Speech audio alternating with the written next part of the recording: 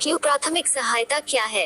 ये किसी रोग के होने या चोट लगने पर किसी अप्रशिक्षित व्यक्ति द्वारा जो सीमित उपचार किया जाता है उसे प्राथमिक चिकित्सा फर्स्ट एड कहते हैं। इसका उद्देश्य कम से कम साधनों में इतनी व्यवस्था करना होता है कि चोटग्रस्त व्यक्ति को सम्यक इलाज कराने की स्थिति में लाने में लगने वाले समय में कम से कम नुकसान हो। अतः प्राथमिक चिकित्सा प्रशिक्षित या अप्रशिक्षित व्यक्तियों द्वारा कम से कम साधनों में किया गया सरल उपचार है। कभी कभी यह जीवन रक्षक भी सिद्ध होता है। क्यों? अगर किसी व्यक्ति का रक्त बह रहा है तो क्या करें? घायल को हमेशा ऐसे स्थान पर स्थिर रखें जिससे रक्तस्राव का वेग कम रहे। अंगों के टूटने की अवस्था को छोड़कर अन्य सभी अवस्थाओं में जिस अंग से रक्तस्राव हो रहा हो उसे ऊंचा रखें। कपड़े हटाकर घाव पर हवा लगने दें तथा रक्तस्राव के भाग को उंगली से दबा रखें। बाहरी वस्तु जैसे शीशा, कपड़े के टुकड़े, बाल आदि को घाव में से निकाल दे। घाव के आसपास के स्थान पर जीवाणुनाशक तथा बीच में रक्तस्राव विरोधी दवा लगाकर रुई, गॉज या लिंट रखकर बांध देना चाहिए। किसी को मिर्गी का दौरा है तो क्या करें? दौरा होने पर क्या करें? मरीज के कपड़े, खासतौर पर गर्दन के आसपास वाले कपड़े ढीले कर दे ताकि मरीज को सांस लेने में तकलीफ न हो। मिर्गी के रोगी को कभी दबाना नहीं चाहिए। मरीज को धीरे से उसकी करवट पर लेटा दे। मरीज को चोट से बचने के लिए आसपास के फर्नीचर अथवा धारदार वस्तुएं हटा दे। आग से जलने पर क्या करना चाहिए? सर्वप्रथम खतरे को हटाएं या घायल को खतरे से हटाने का प्रयास करें। आग को बुझाएं। कंबल का प्रयोग बेहतर होता है। जलन को कम करने के लिए घायल अंग पर लगातार चलना हुआ पानी, रनिंग वाटर डालें। कम से कम 10-15 मिनट पानी डालने से त्वचा की जलन 70-80% कम हो जाती है। लेकिन व्यक्ति को जहां जलन न हो, प्रतिशत अधिक हो या व्यक्ति बेहोश हो गया हो, पानी डालकर समय व्यर्थ न करें। उसकी शारीरिक स्थिति, धमनी की धड़कन, श्वास तथा सदमे की स्थिति पर नजर रखें। आवश्यकता पड़ने पर आवश्यक कार्य पहले करें। जले हुए घाव, त्वचा पर कोई दवाई, लोशन, जेल आदि लगाने का प्रयास न करें। कम जलने पर प्रारंभिक सहायता बॉक्स में रखी क्रीम का उपयोग करें, क्योंकि अस्पताल पहुंचने तक लगाई गई दवाइयां सूख जाती हैं जिससे उनको हटाने पर तीव्र दर्द तथा स्थितियां बिगड़ सकती हैं। जले हुए अंग को कीटाणु रहित पट्टी, स्टरलाइज्ड ड्रेसिंग से हल्की पट्टी, लूज बैंडेज बांध दे या क्लिंग फिल्म से लपेट दे। उपरोक्त सामान न मिलने पर साफ सूती कपड़े से ढक दे। शरीर के कपड़े, बेल्ट, घड़ी, ज्वेलरी आदि आसानी से उतर सके तो उतार दे। यदि ये सामान गर्म होकर त्वचा में चिपक गए हों तो खींचकर उतारने से घाव बन सकते हैं या सूजन आने से इन्हें निकालना संभव नहीं होता। छाले या फफोले, ब्लिस्टर्स को सुई, कैंची आदि से छेदने या काटने का प्रयास न करें। इससे संक्रमण होने की स्थिति बन सकती है।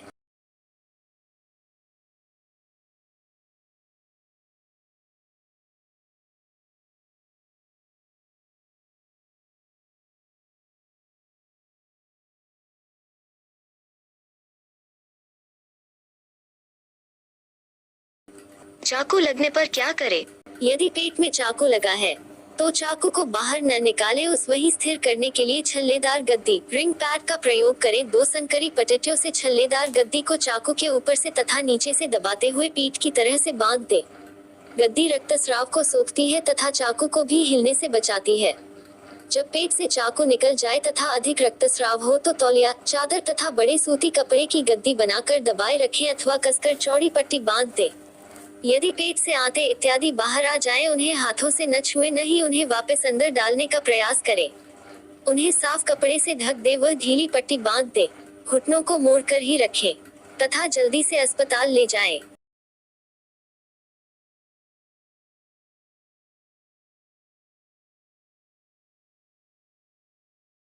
जहर खाने पर क्या करें? जहर खाने पर क्या करें?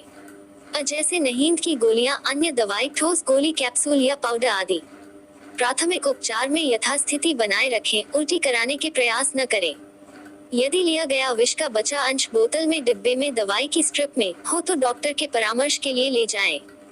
यदि रोगी उल्टी कर दे उसको किसी बर्तन या कंटेनर में ले जाएं ताकि अस्पताल में जांच के समय सहायता मिल सके। रोगी को धैर्य बंधाएं।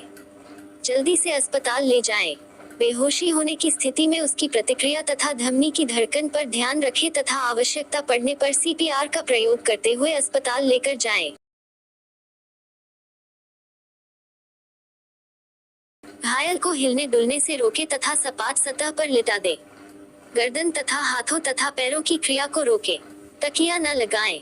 स्कूप स्ट्रेचर, स्पाइन बोर्ड या किसी तख्ते का प्रयोग करें। साथ पटेटिया या बेल्ट के द्वारा उसी वस्तु पर बांध दे। गर्दन को सहारा दे। नेक रेस्ट, शीघ्र अस्पताल ले जाएं।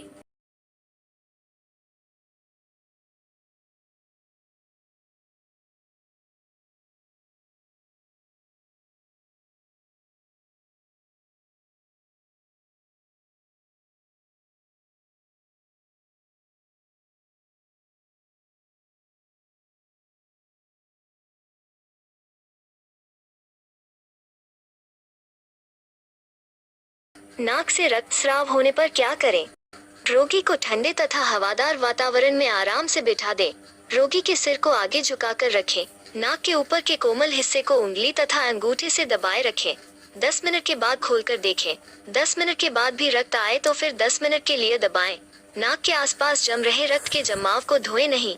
रोगी को कुछ देर नाक के बजाय मुंह से सांस लेने को कहें। रोगी को खाने पीने को कुछ न दें। नाक के नीचे कपड़े की गद्दी, पैडिंग रख दें। रोगी को आंखें मलने से रोकें, इससे घाव बढ़ सकता है। रोगी की हल्के चलते पानी से आंख धो दे। अगर कोई ठोस वस्तु आंख की पुतली या सफेद भाग पर धंस गई हो तो खींचकर न निकालें या उस छल्लेदार गद्दी लगाकर तिरछी पट्टी बांध दे। अन्य सामान्य चोटों पर कीटाणु रहित पट्टी की गद्दी रखकर पट्टी बांधे। तुरंत अस्पताल ले जाएं। कोई आंख की दवाई प्रयोग में न लाएं।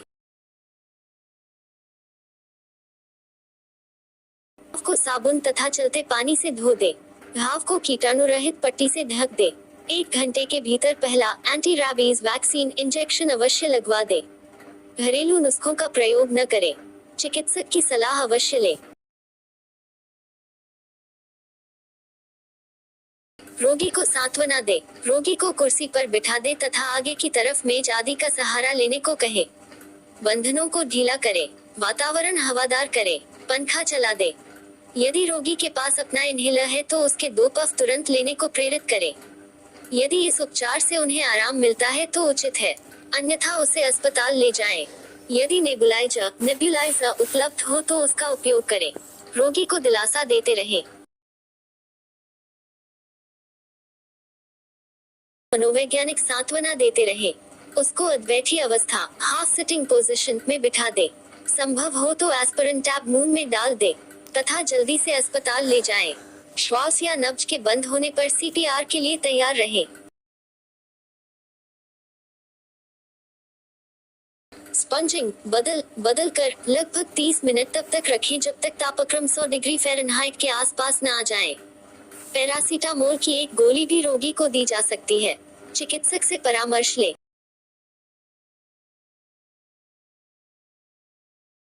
प्राथमिक सहायता दे के दौरान घायल बीमार को अस्पताल ले जाना अति आवश्यक हो जाता है, अतः प्राथमिक सहायक को उसे अस्पताल ले जाने के सभी तरीकों में से जो उस समय सबसे आसान व सुलभ हो उस तरीके का अपना चाहिए।